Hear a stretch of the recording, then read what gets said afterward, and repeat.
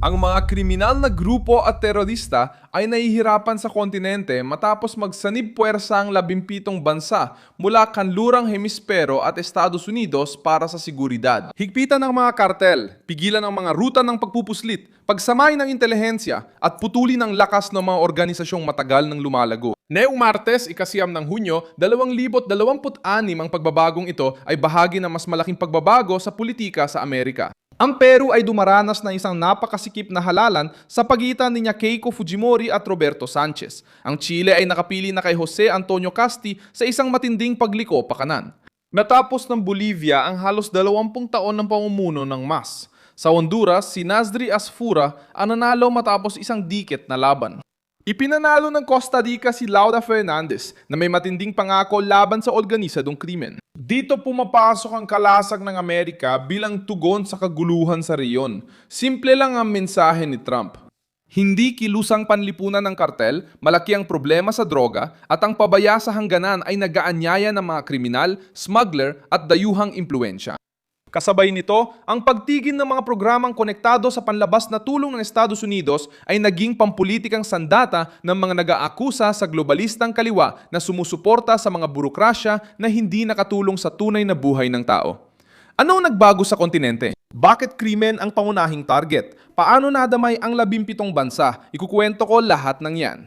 Kung gusto mo ng diretsong nilalaman, mag-subscribe na dahil araw-araw may ganitong video dito.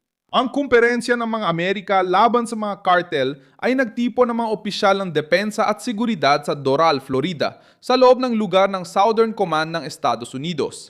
Dun, ang mga kinatawan mula sa 17 bansa ay lumagda sa isang magkasanib na pahayag para palakasin ang seguridad, soberanya at katatagan sa kanlurang hemispero.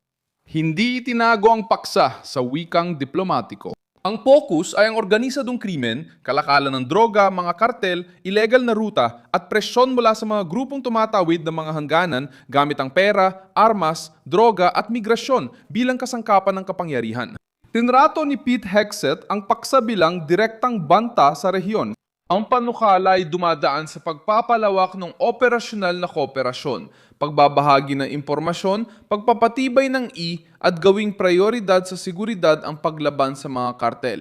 Sabi ng Southern Command, layo ng koalisyon, pigilan ang mga narkoteroristang network.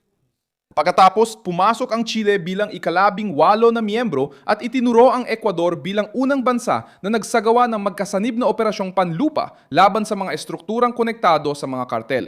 Ipinapakita nitong lumabas na ang plano mula sa pagpupulong at tumutok sa lohistika, base at utos ng mga kriminal. Matagal na hinihahanda ni Trump ang pagbabagong ito mula Enero 20, 2025 nang pumirma siya ng executive order para ituring ang mga international na kartel at iba pang organisasyon bilang terorista. Binabago ng desisyon ang bigat ng problema. Hindi na lang lokal na grupong kriminal ang kartel, kundi itinuturing na itong banta sa iba't ibang bansa. Naramdaman ito sa Brasil nang ideclaram terrorista ang organisasyon ng Estados Unidos ang primeiro comando da capital at Comando Vermelho, epektibo Junio Lima.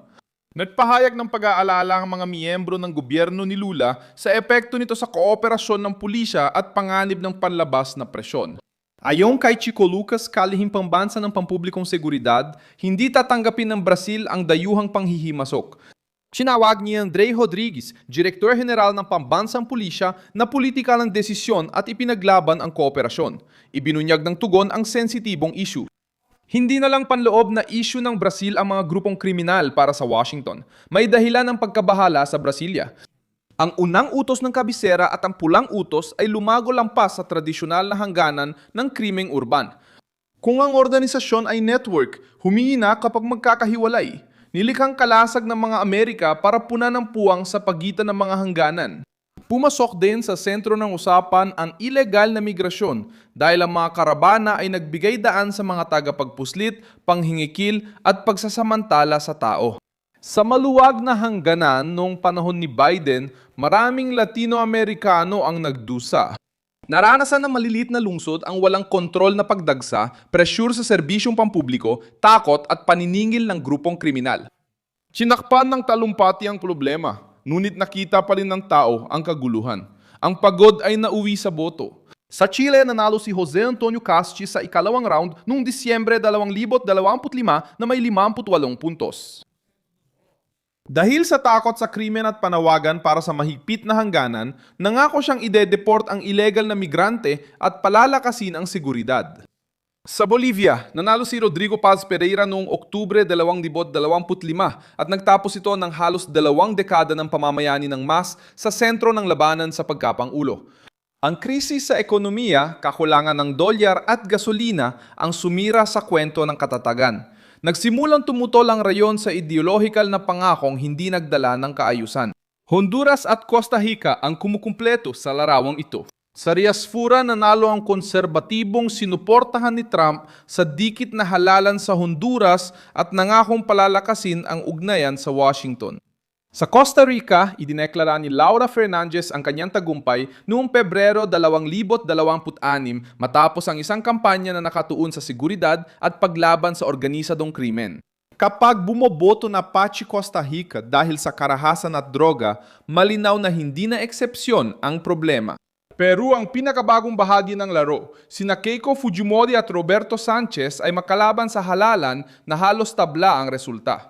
Sa 74% ng mga balotang nabibilang si Sanchez ay may 50.15% at si Keiko ay may 49.9% na 85%. Hiniling ng autoridad sa halalan ang pagiging responsable habang nagpapatuloy ang bilangan. Ipinapakita ng labanan ng bansang pagod sa kaguluhan, korupsyon, mahinang gobyerno at lumalalang krimen.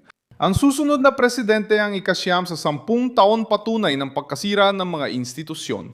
Ang USID ay lumalabas dito bilang simbolo ng makinaryang inaakusahan ng mga konserbatibo na nagpopondo ng progresibong agenda sa labas ng Estados Unidos.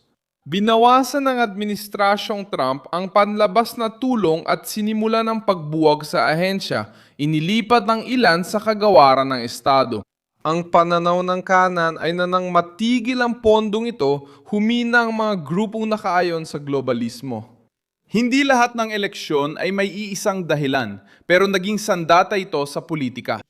Counting pera mula sa labas, mas matinding pananagutan sa loob, mas buto para sa kaayusan, hangganan at soberanya. Mahalagang bahagi si Marco Rubio sa pagbabagong ito. Bilang kalihim ng Estado, pinanatili niya ang patakaran sa pagtrato, tinuturing ang mga kartel na direktang banta sa Estados Unidos at mga kaalyado nito. Sumasali ang China sa sigalot dahil nakatutok din ang Amerika sa dayuhang impluensya sa kanlurang hemispero. Inakusahan ng Washington ang Beijing na pangunahing gumagawa ng chemical para sa sintetikong droga at lumalawak ang presensya sa mga daungan, infrastruktura at estratehikong lugar. Para kay Trump, ang kartel, fentanyl, money laundering at ang pag-usbong ng China ay bahagi ng isang labanan para sa kontrol sa rehiyon.